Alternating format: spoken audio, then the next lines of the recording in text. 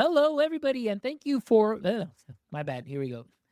Hello, everybody, and welcome to another great episode of My EdTech Life. Thank you so much for joining us on this wonderful day. And as always, wherever it is that you're joining us from around the world, thank you for all of your support. We appreciate all the likes, the shares, the follows. And if you know that you've seen that we hit 100,000 downloads already. So thank you all, as always, from the bottom of my heart. And to all our sponsors, thank you for your support as well. So big shout out to EduAid, to Yellowdig, to Book Creator, and many more. Thank you all for believing in our mission. And today I am excited, as always, to bring you an amazing conversation. So today I would love to welcome to the show Mr. Ken Patterson. Ken, how are you doing this evening? I am wonderful, man. I'm wonderful. Thank you for having me. Thank you for what I, you do. Really, thank you for what you do.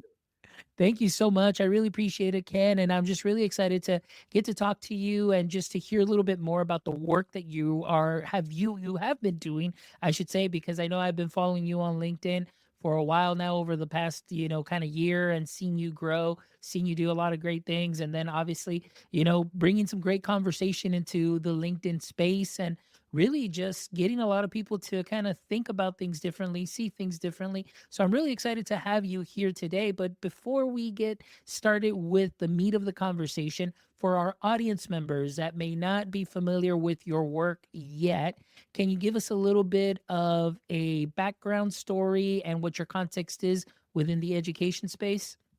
Yes. So I'm going to make it short, but I am essentially, most important thing about me is I'm crazy about kids, right? I'm absolutely crazy about kids just because I think as long as they are here, we have hope, right? And so I'm relentlessly passionate about them. My email signature when I was in education was always unreasonably committed to kids because I think we all should be. And so that's my framework. The last position I held in education was principal. So I started off as a music teacher, and then I was living life and enjoying kids, right? Having fun with kids. And then it's kind of like I was called up, you would run into some great administrators who said, man, you got to do more. You got to do more. And I was afraid of not being able to be around kids. So I became a principal right around that was the highest I was going to go. Like I needed to see kids every day. So I became a principal. I knew I wasn't going higher than that. But what happened was I got promoted from the classroom to assistant principal the year of COVID. So my promotion was online. I interviewed in my pajamas. And then the next year, when we opened back up, I fell in love. And that passion in that district, I was in a very large district in Maryland. And that passion, they promoted me pretty quickly. So I was essentially an assistant principal for a year. And so I became a principal and principal late because some things happened. It didn't happen there. So I got the gig. So it doesn't matter what happened. I got the gig, right? So I got the gig. And my first year, there were 18 empty classrooms out of 30 classrooms. I had 18 empty classrooms. And I don't know about if you've been in education, right? But it's like a shortage. So I had to grab teachers off of Facebook, basically, is really where I got like a teaching force from. But that little ragtag group, man, that little gritty group, man, I just said, listen, just come show up every day for kids. We'll make it happen. Chat GPT came out that year. And I was like, this is it. This is it. Like for principal, data analysis and speed is really what it's about. So I didn't use it. Long story short, the end of that year, we got second out of the entire district of 125 schools. First year principal, 18 out of 30 teachers had, two of them worked at Panera before I hired them. Like we should not have had any success, but the AI kind of kicked in. And I said, we have found the golden spoon. So I was passionate about it. And then I just think that education wasn't ready at the time because you can't tell I'm passionate. Okay. If you can't tell I'm passionate, I don't know that the system was ready at the time for someone who was genuinely passionate and genuinely in love with kids and genuinely passionate about this new technology. And so as it stood, the system, I think they do their best, but when you have this type of growth, was problematic. And so I became a consultant. Reluctantly, like I was not trying to consult, but so I was trying to just tell people, hey man, like this thing is it, man. This thing is it. And that's how I got started. And so I'm here, man. Just really, I like what you do. it's funny that you mentioned EduAid, man, because Thomas is the one who told me about you. I don't know if I ever told you that, but Thomas said, man, like you gotta see my EdTech life. And you were the first podcast I listened to, like when I was in my like, what is AI in school? So that's me. That's me. So That's I awesome. started. Let me say this part. I'm sorry. I started Ednovate by accident. That's funny. I went to a conference and spoke to it was a national conference, and I just was speaking about passion for education, right? And like people were like, hey, come talk to me. And I was like, oh crap, I gotta have a business. So like that's why I say consultant. This kind of came in reverse, if that makes sense. No, that's perfect. And that's such a great story, because again, really, we can definitely tell how passionate you are. And I really love that. And I wish we could definitely have more of that and just that passion that you bring. If we could just take a little piece of that and just put it out everywhere in the education space and I have love that kids. enthusiasm. Yeah, it's I'm a all about the kids. the teachers. I love kids. Go ahead. I'm sorry. Yeah. So again, hearing your story and then just that success that you had, can you tell us a little bit about that? I know you didn't go into much detail, but I know that like you mentioned, the system maybe wasn't ready for that type of success. What were the reactions when you took this school where you said you had 18 empty classrooms, you assembled a team essentially just asking people to come in, I'll take care of you. We'll make sure that we help the students succeed because that is your goal in mind. What was that reaction from people around your district? So I don't know that anybody expected that level of success. And I'll be honest with you, I don't think anybody expected. I was expecting it, but I was willing to try anything, right? Like I felt like if I'm in the position, particularly as someone who has had great experiences and has had challenging experiences in school, if I'm in the position to make some sort of a difference, I'm going to do that. And so I used it. And what happened was I started experimenting with ChatGPT really as a first year principal, having only been assistant principal for 1 year. You have to understand, I'm like, I had to learn it. And so I said, well, let me get ChatGPT to help me. I knew that it was, they were, when the internet first came, I mean, when AI first came out, they were advertising it as like, like optimization, and all that. So I said, well, I can optimize like my home businesses or something like that. So I can learn principle. And then when it clicked, I was like, whoa, wait a minute. I can bring it here. And so I started like just doing all the data analysis, and my staff is on board. Like, if you're a first year teacher and you have never taught, you like, and all I gotta do is show up every day and you can do all my data work. All of my leaders, I had to use them, and I was doing their work essentially because I was getting success and I was early reaching out to like other principals and other friends, and they were like, oh. At first, it was really like, you don't touch that. Like, well, we don't know. We don't get in trouble. So I was like, what do you mean? I'm like, like, let's go use it. So if you know about AI, it's use cases, right? Like, and it's actually technology in reverse. I literally needed like a 50-year principal to just tell me some stuff, right? Like they could wipe the floor clean with me on the AI, but I'm here just like, so I had to borrow use cases from my own team. So like all the math leader, the reading leader, I said, I'm doing data analysis. They're like, are you? Yes, I am. I'm learning AI, right? So I would do the data analysis, and we flipped it to where instead of them coming together in that collaborative planning and just doing data analysis, no, when they came together in collaborative planning, the answers were already, the data was already analyzed. Now it's like, how do we apply this? And they were like, oh my gosh, this principle was so like, so that developed to where nobody was doing anything but being with kids. If it took you away from kids, give it to me, is what I said. I had a secret weapon. And that time it was a free chat GPT. You had to prompt it. You had to give it an identity and all that. And so that did it. And so to fast forward, we were I'm a process guy, right? Like I knew that data and all that in the school systems, like I'm a integrity and process guy. If you just show up every day, work hard, and do absolutely right by kids, everything else will take care of itself. And so it happened. And I was sharing some stuff with other principals because, I'm like, use this. Everybody was afraid. Everybody was afraid. So the initial reaction was great job. Like I got emails from the State Department, and like, the superintendent had like shouted me out and everything. But when it kept going, like I think people were like, wait a minute, like this guy's excited and he won't shut up about it. And he's just, because I couldn't understand why people just wouldn't use it. Like it's free. I will. And then the custom GPTs came out, right? Like I'm like, I will create you one. It's free. No. So that was a crisis for me, because I think at that time I realized Education wasn't ready. And there was a lot that went bad, honestly, that I don't know. I don't blame anybody, but I think we are so accustomed to, I mean, it's a 100-year institution, right? Like we are not even aware of what we have been ingrained in and what we push out and what we do. It's just autumn. So a lot of it was that, but it was a brutal, like it was, so I became a consultant, and then it was weird because I'm trying to tell principals to use it. It's like he's selling free stuff. Like it was like, it's not free. It's ChatGPT. It's free. Well, if it's free, you're probably trying to get money on the other end. It's just this. We know about free samples. We go to Costco's and we know what a free sample is. You're trying to get. I'm not like. How do you sell AI? I did not ever sell it. I wanted you to have it. I wanted to see what.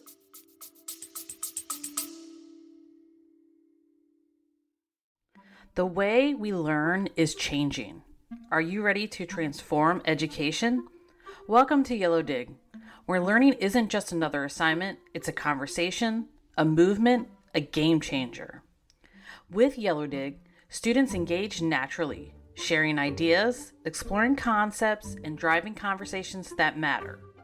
No forced post, no busy work, just real learning. Educators, you'll see the difference. Higher engagement, deeper understanding, and a thriving community of learners who want to participate.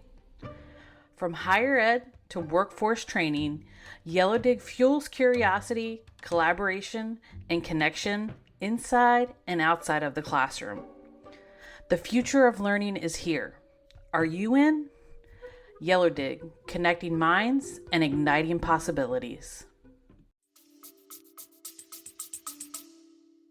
Honestly, okay, if I'm being honest, I wanted to see what somebody who had been a principal for longer could do with it. Like I had run out of stuff to do. So I wanted just to see what other people could do with it so I could get more ideas. I wasn't thinking about money. So like, make money. I was like, no. So that was the crisis. And then I said, well, let me charge a little bit. And then when I charged, it was like, oh, he's trying to make money. We knew he was just trying to make money. No. So that's what happened. I'm sorry. Yeah. No worries. But it's interesting, just those type of reactions. And even now, 2022 to 2025, we still see that where there's still, that, still a pause in a lot of those things. But then there's also districts that are moving forward. Sometimes I feel that it's a mixed bag where it's the teachers are driving it, but the tech departments maybe don't even know that this is being used. And so it's all over the place, many places. And I know that there's a lot of people with that enthusiasm that are like, well, if you haven't been using it, you're missing out and you're hurting kids and you're doing this. And I was like, well, there's also the other side that's like, hey, you know what? Like we just want to be very cautious. We want to make sure that what is being put out and what is being used is something that is going to be beneficial and ethical. And of course, you take all of those considerations. And then you've got, like you said, the speedboats that are, no, move fast, break things. Don't worry about it. We'll take care of it. And I'm more kind of like in the middle. And like I tell people on the show, just being a very cautious advocate where sometimes I'll see the news and I'm like, all right, like, yes, okay, this is going to help us move forward. And then all of a sudden something happens and it's like, oh, let me kind of like, okay, let's slow it down. And maybe it's just me overanalyzing things, but that's why I love having these conversations because I get to amplify so many voices and so many experiences here, including your own, which I think is something that is very attractive to have a principal or former administrator using this and showing the success that they had, but then also getting your perspective that when you go out there and you visit with administrators, people that were in the same roles, doing very similar things, and are not, that are a little very cautious or maybe overly cautious in seeing what this might be able to do for them, like it did for you. So I want to ask you now, from that moment on in 2022 to 2025. How are you feeling about AI and what it is that you're seeing through now that you're a consultant in that consultant perspective? Are there still a lot of people holding out? And through your experience, what might be some of the main reasons that they're holding out? So I'm going to shock you, right? Like I'm going to be honest, right? So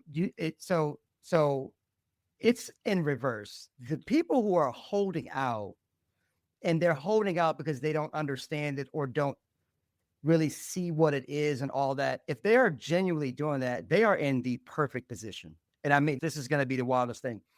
Educators as a industry, and not even industry, education as all of us, right? We are the most beautiful humans, like the absolute most beautiful humans. We internally care about kids and want to protect them. So something, and I will tell you this, something on the like some intuition, if you really do care about kids and you really are good at what you do, you would not have jumped on, or if you did, it would have been reluctantly because it was presented wrong. And this is the issue. This is what I was afraid of, right? The dirty, dark little secret. If I'm being honest with you, the year after I had all that success, it was total failure, right? Let me be honest, right? And that's what drove my guilt, to be honest with you. And that's what drove me like on this mad rush to make sure that everybody, because I felt like I knew what the issue was and I didn't want it to progress. And here's what the issue was. The first year, AI, I saw it as an adult thing, right? I saw it as data analysis because I still see teachers as the gifts of the world to education. So I use it to get everything out of the way of teachers. Teachers did not use AI. Like we had some AI stuff. They would come and like do lessons here and there. The older teachers were like, hey, they actually, the seasoned teachers, like the 5 or 6 I had like that were really seasoned, were actually using it to bring the younger teachers up to speed. Like, so it was an adult thing. Definitely the kids don't have it. The next year, like we did get a grant from the district and they gave us a bunch of money to use it. And so I gave it to the teachers to put inside the classrooms. And they were doing all the wonderful things. They were up, they were fortnighting lessons and things like that. But my data went way in the trash. And I panicked. I said, what is this? It dawned on me at the time, at least, that AI is very abstract. It's math. It's basically math with words, right? So it's very abstract in how it presents things. But it does not present as pedagogy as a teacher. Our standards are aligned and they're like things that are connecting standards that we are not even aware of. So if you are a new teacher, yes, you could punch in something and a lesson comes out in 17 seconds, but it may be missing a key that went to the standard 2 days before or standard back there. It's basically a hodgepodge. So the kids knew that 1 + 1 was 2. But because the Common Core and because some of this other stuff is more conceptual in learning, while AI is abstract, my kids knew 1 + 1 was 2, but when the test came out and they had to draw the relationship between numbers, they didn't know how to do it, and my teachers didn't know how to do it. So it was a mismatch with kids, at least in elementary. I was like, crap. And then I figured out, I know why it is. It's about collaboration and synthesis.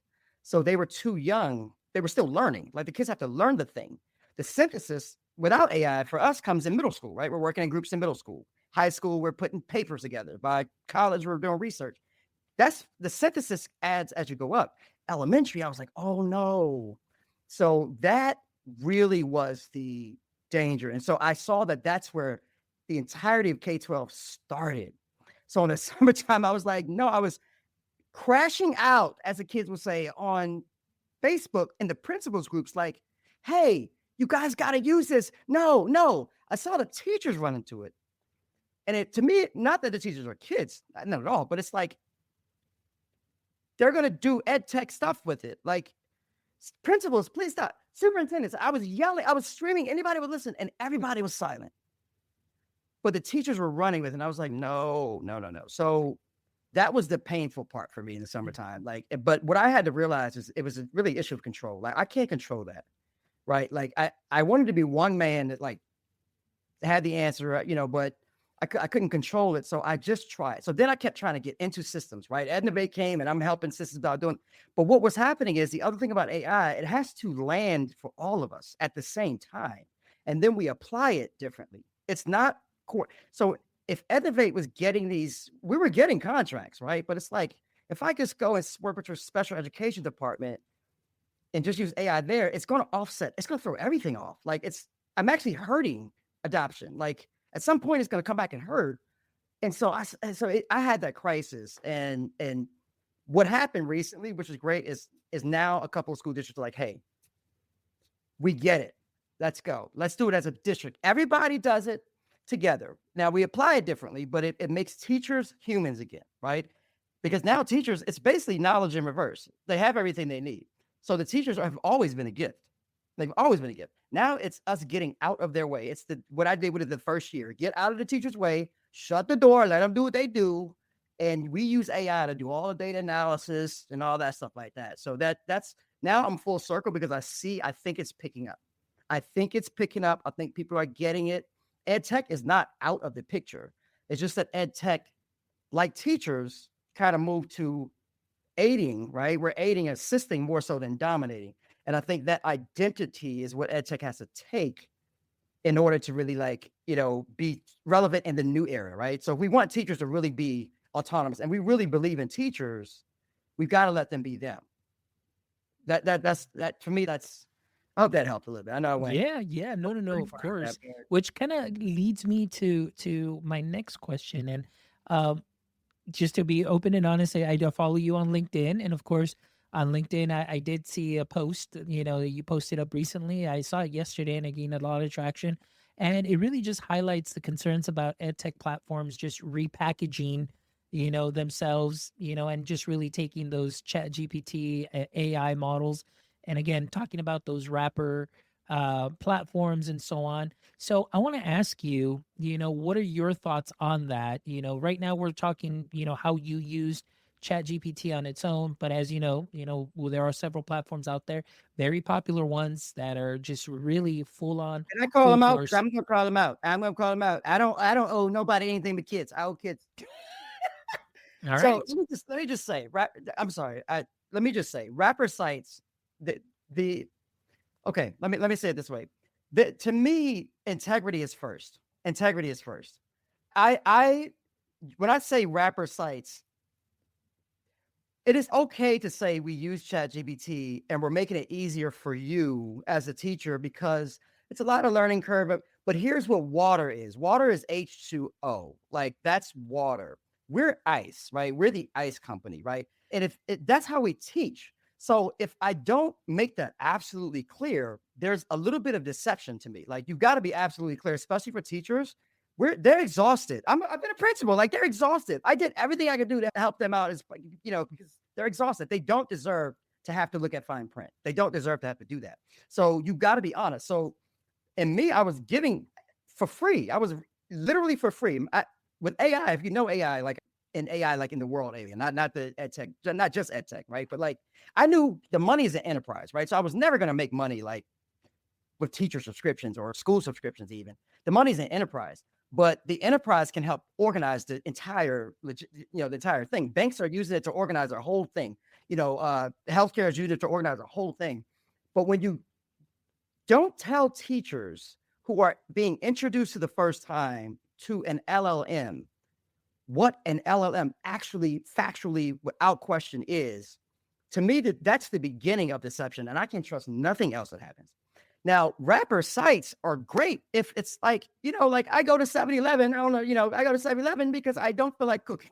So, I know that like they probably, I'm probably paying 3 times, whatever, but they're honest about it, right? So, EduAid, I know that I'm not, I get paid nothing from nobody. I want to be very, very clear. I am talking about integrity versus not integrity. Thomas, I talk to like I call him T squared. Tom. So what I loved about them, what warmed my heart was that they are very clear about what it is. They are like, this is an LLM, this is ChatGPT, or this is whatever. This is what we do to help you. We are in education, and we're going to make it. We're going to make the bridge easier for you to move into this. There is no question as to what's going on. Every time I was on the internet, people who were part of like magic school, I'm going to call them out, magic school, and I'm only being fair because I reached out to them several times. I went off the last couple of days because somebody inboxed me and said I was doing it for clicks and likes, and that is low. That is low. So EduAid spends a lot of time being very honest about what they are and what they do.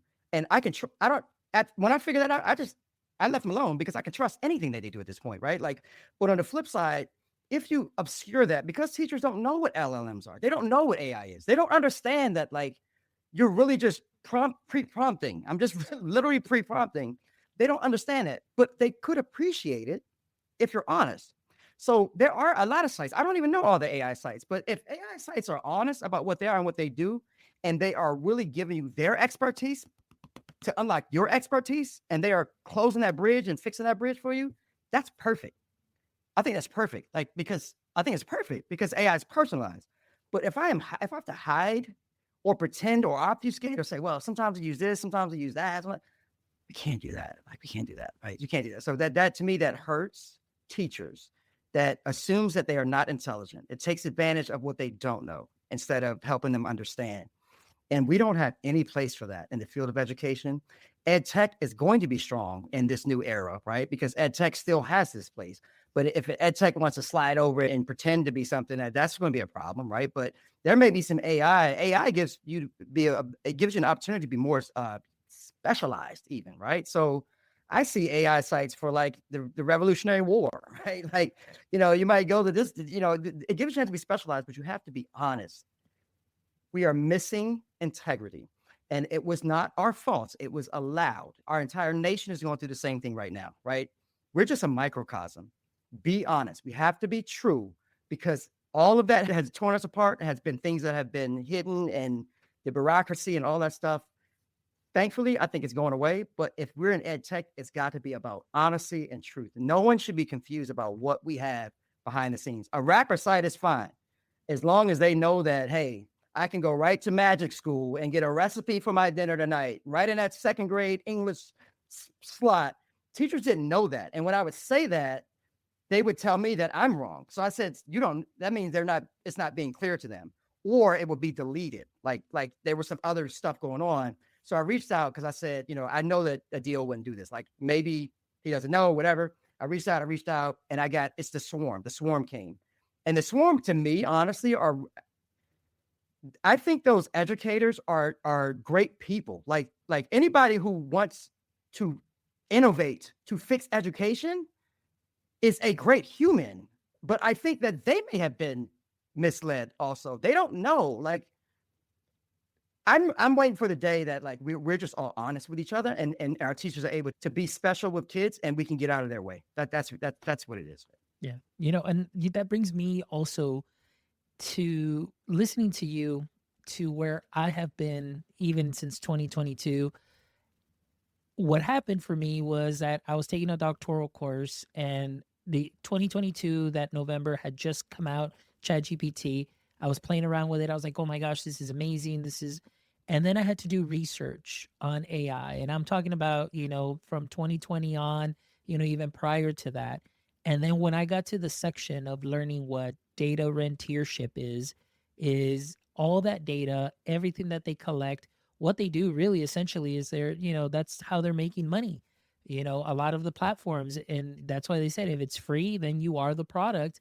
And many times we do not get a lot of clarity in the terms of service as far as how this is going to be used, how those clicks are going to be used, how the student data is going to be used. They always, they do their due diligence in wording it. And I know that, many say like, well, we put guardrails on this. My I'm sorry about stance, sorry, real quick. My stance has always been, how can you put guardrails on something that you don't own? You're plugging in to something else other than your programmer saying, if this, don't do that. And then just to, kind of control that output. So yeah, that's where I'm at on that. Is the knowledge cutoff dates too on a lot of platforms. That I've seen it in some where their knowledge cutoff date is, 2023. We're already 2025. Now they either haven't updated their terms of service and privacy, or maybe that's really where they're at. So there's still a lot of stuff there that for me, I want to cheer them on. But when I read those things, I'm like, I don't know if I'm there yet. I'm seeing it, but again, that transparency and being open about it, sometimes that is where I'm kind of like in the middle all the time and just very cautious. And you should be like, so I think so we need the ones that run out front, right? That's me, right? The first time I hear about something, I'm running after it. I don't care, right? Like, you need people like that, but you also need to listen to people like that. That's the other issue, right? You got to listen to them, because if they've had some success. I started realizing something was off when you're asking me for data, and I gave you the data, that it didn't matter, right? What else do you? I said I started with the data that the school system is failing. That's the data I started with. Like I don't need any other data than we're failing, right? And so there was a little bit more like I was starting to learn a little bit that I didn't know. And in education, and you know this in education, the layers are thick in between. Like they're so teachers really don't know what goes on in that second layer. Principals really, I'll tell you, do not know what's going on above them, right? Like I owe no one but kids. So when I talk, I'm telling the truth. Like so they don't know, and that's by design, right? That's by design. So what was happening was now if you see me looking down at teachers, looking at them now, I see knowing what I know about AI, they're not getting direction. And they are trying their hardest. Like, I'm not trying to be like emotional, but like these teachers are trying their hardest, man. Like, and I know what it is. And every teacher that has left, these teachers are not bad people. Like they left because they cared. So if you have any like hesitation, it's probably because something in your soul says this is not it. This something is off about this, right? Like, and you know that. And so out of protection, and then they start getting bullied, right? Like, or it's, and then it's, and so here's what I'm saying. The data privacy stuff is, I think there are lots of things that can be in the way of success that are intentionally placed there. Data privacy, if you know anything about AI, you just cut and paste the internet policy that you had, right? You don't need to do much more than that. And as a matter of fact, if you don't clarify that you're using a wrapper site, then you get the opposite, because then teachers trust an AI site that's third party because they think in their brain. We've been looking at the educational site for our entire careers. You don't know, if you don't tell them the truth, they'll put more information in AI just because I hope that makes any sense, but it's just, you're by doing it the opposite, you're hurting the teachers. They have already gone through enough. They've gone through enough. Like, stop it. So what I think we have to have a discussion about, and I think it's fair, is if we're honest. That's how I know when that magic school thing happened, that's how I know people are not being honest. If we're honest about data privacy, you would have checked that already. If you're marching around here as an AI ethicist, AI governance, whatever, you would have known, or unless you don't know AI, either you don't know AI, or you would have known that is not a safeguard. And why are we guarding anything? We should be guarding things away from kids. Today, I saw for the first time, and I'm going to shut up after I say this. Today, I saw for the first time, and it warmed my heart. And I'm trying not to be emotional, man. Like I'm passionate. I'm passionate because I know in my community as a minority, I'll be honest with you, I know what not having access can do in perpetuity, right? I know what not having access can do. And so I felt that this was intentional. And so today I saw, it was an educator in Africa, and he said, like, he's a proud gatekeeper. And I immediately was like, no, the gatekeeper, because I had been trying, nobody was giving Ken any attention, right? Because I know what it is now. Now it's because Ken was not in it for anything wrong. I was in for you, right? So like, you can't have Ken around if you're trying to steal money from people, right? So like, but this guy called gatekeeper, I was like, no, the gatekeepers kept Innovate out. So I almost like, then I looked, he's in Africa, and outside in that world, they see gatekeeping as protection, protecting the kids from the bad stuff. That's the gate they keep. In America, it seems like the gate we're keeping is protecting the bad stuff from the good people. And so when he said that, he says, I'm a proud gatekeeper. I got it. Now, I said, I got it. We need gatekeepers, the real ones, the ones that make sure that teachers should not have to read fine print. They should not have to feel like they're going to get in trouble if they do. They don't even need, they don't need the EdTech they need, like the honest EdTech, because you need kids. You need to be able to, see if kids are learning. Yes, but they don't deserve to have to sift through more paperwork to figure out what they could put in there and what they can't. They don't do that. That's why I said, and this is it. Enterprise, when I put out the evidence of things unseen, or the evidence of things not seen, that was a new era framework for education based on what I know is truth. I know is truth. And what it does is it builds the teacher. We have so much talent outside of the field of education that just simply could not stand one more day of their dignity being ripped apart, right? And we pushed them out and we made them look bad. They may be the best the best force, right? They may be the best force out there. So the ones that are remaining, that are holding on tight, you don't lie to them. You do not take advantage of them, and stop treating them like children.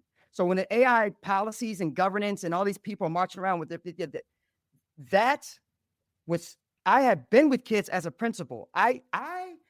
Every day I had to shield my teachers from stuff I knew did not make sense.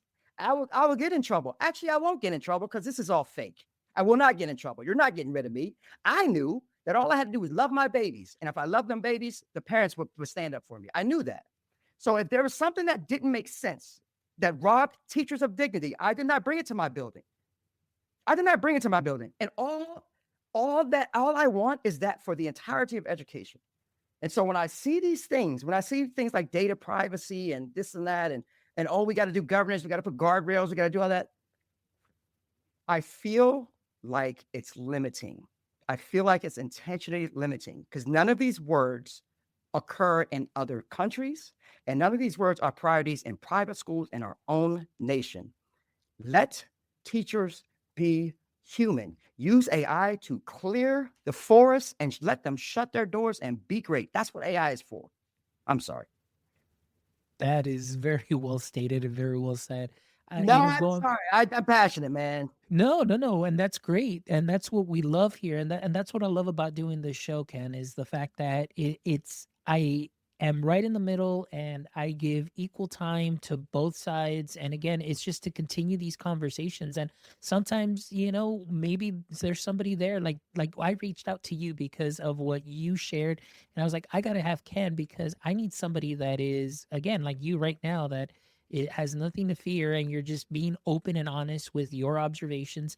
Because, like we were talking right now, even myself in my current role and in any role, it's like there are very few, and many people know this. And I've talked to those people, and I said that there are probably just a handful of platforms or apps that I will directly stand behind because of their openness, transparency, genuineness, authenticity, I should say, and about them and what they're doing, and that they're very open about it. There are many other apps too where I'm just like, well, I was like, I've seen stuff that comes up. Sometimes it's like, hey, I got this weird answer. This student got this weird answer. And I was like, well, this shouldn't be happening. Why should a teacher have something else to worry about on their plate when they That's put it. this application on there and the student gets a wrong answer or something that is harmful, or gets, even a lot of the image creators, when you type in certain words, there still hasn't been a fix for that. When I type in the word janitor, I always get the same images. Even when I try to create myself and then I put their stocky Hispanic male, it always puts me with a beard and a mustache, and I'm like, and that's because I put like no beard, no mustache, and I always look the same, so it's a lot of those things that I'm concerned about and worried about, because yeah, maybe some people, and sometimes I think like, am I overthinking this? But no, it's like you're saying, that intuition that I feel like, wait a minute, like this isn't where it needs to be You yet. are So not maybe we overthinking need that. to hold off a bit on that, and let's see which ones are really working and are doing, No, like you said. so you're right. You're right. But here's where we lean in. It's opposites. Everything in reverse. Mhm. This is I tell teachers and I tell educators, literally everything in reverse. Everything in reverse. That's my thing. Flip your thinking. Just flip your thinking. They're large, I call them large learning models, but they're large language models. I'll use L for learning just to kind of give teachers understanding that it does learn, right? So it also wants to be corrected. It can be corrected. I had the same issue you had. I typed in on a Father's Day, I said, good father tying a tie for his a black son. And it was a white dad tying a tie for a black child. Not that white. Yeah, that's not what I'm saying. It's just, it assumed that good father meant white male.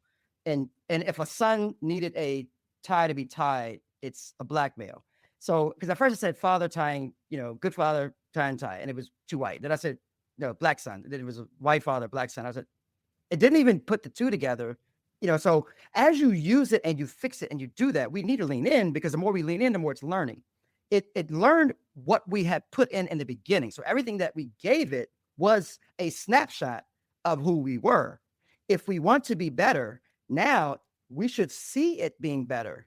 Like, You may put something in Los Angeles. I may put something in Maryland. If we're both fixing ChatGPT and correcting, no, not that, no, not that, this, it's learning. And collectively, we're building it. So really, if you think about it in reverse, and this sounds really crazy, I know, but we almost can tell how much better we are as a society if everybody's using it and we're seeing better outputs because it's going to do what it's learning from us. Right now, it has what we had. It has what we were. That's why we have to use it. And educators especially have to use it because we might have it. We're actually the ones, you think the robots are teaching the kids. No, we need to teach the robots. They're not robots, by the way. We need to teach them and we need to teach the kids right so that when they use it, it's building the LLM the right way. It's building the right way.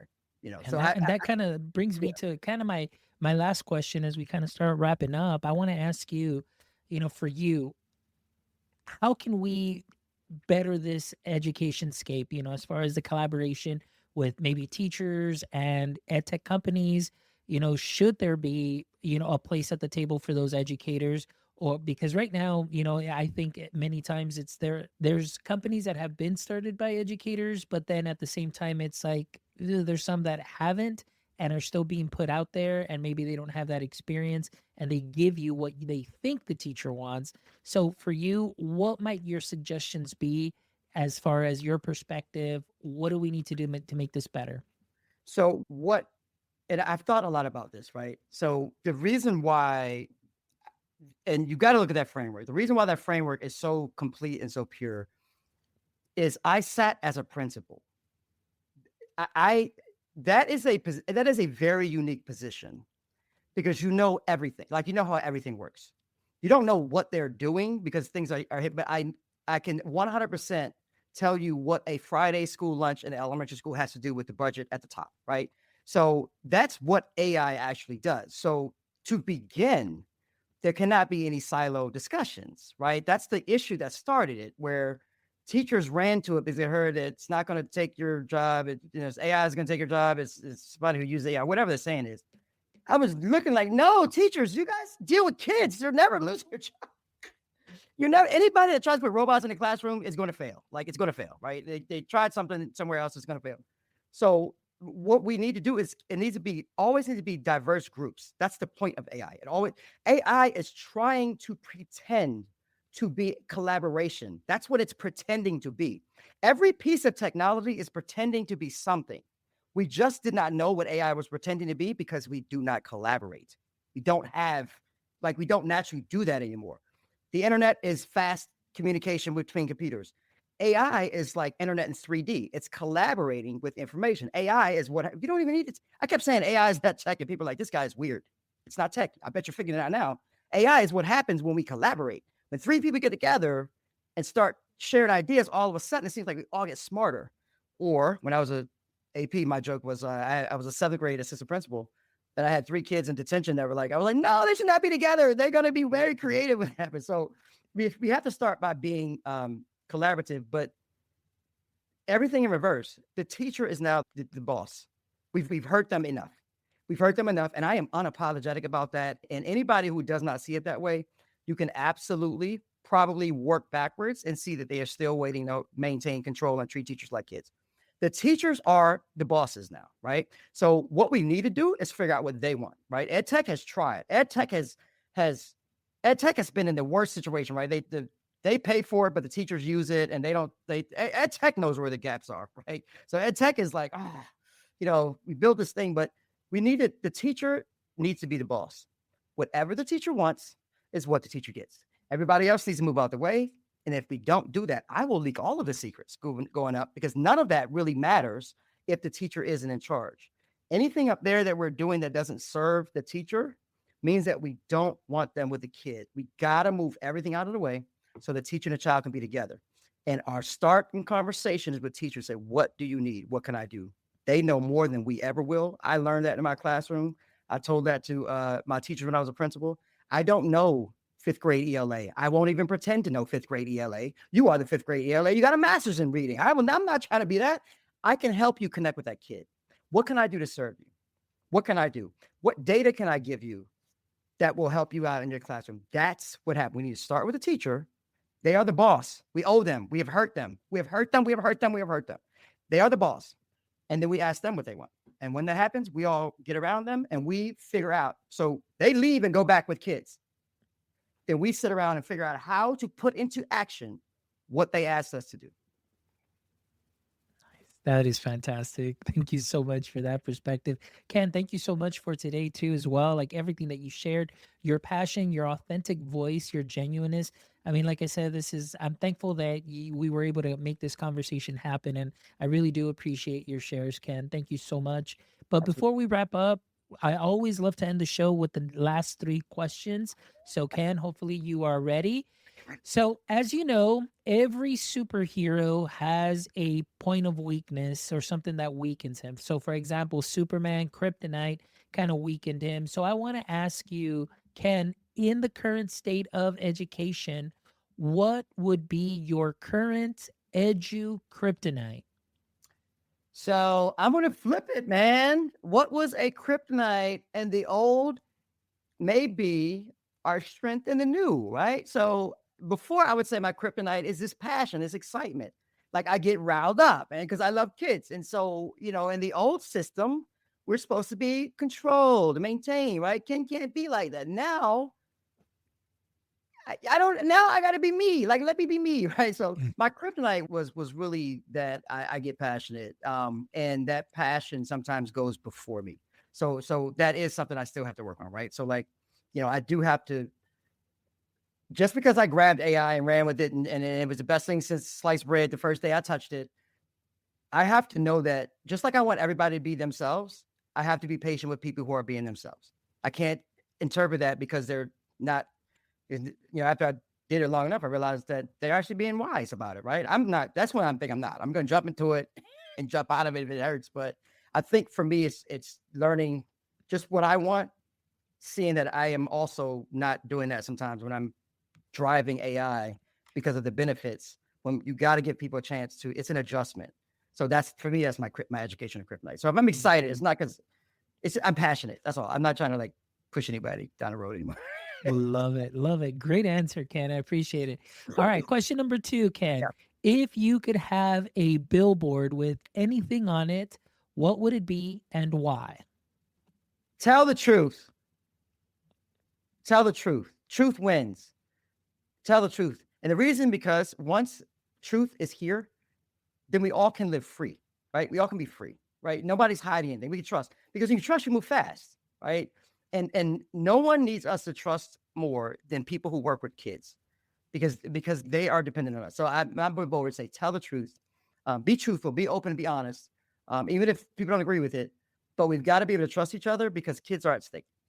Love it. Great answer. All right. And last question.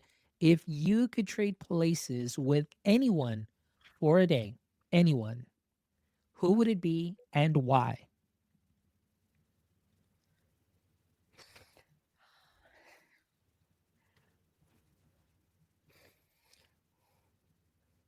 I didn't think you would ask me this, man.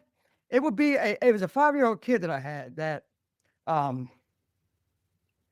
was a principal and it was a 5-year-old kid and the system was trying to make me not give the kid what they needed. And if I could trade places, because I haven't seen him since I've been gone, I would trade places with him so I could be 5 again and have fun away from all this. That's why I do this. I'm sorry I'm sorry. I mean, but if I could trade places, it would be with him. Like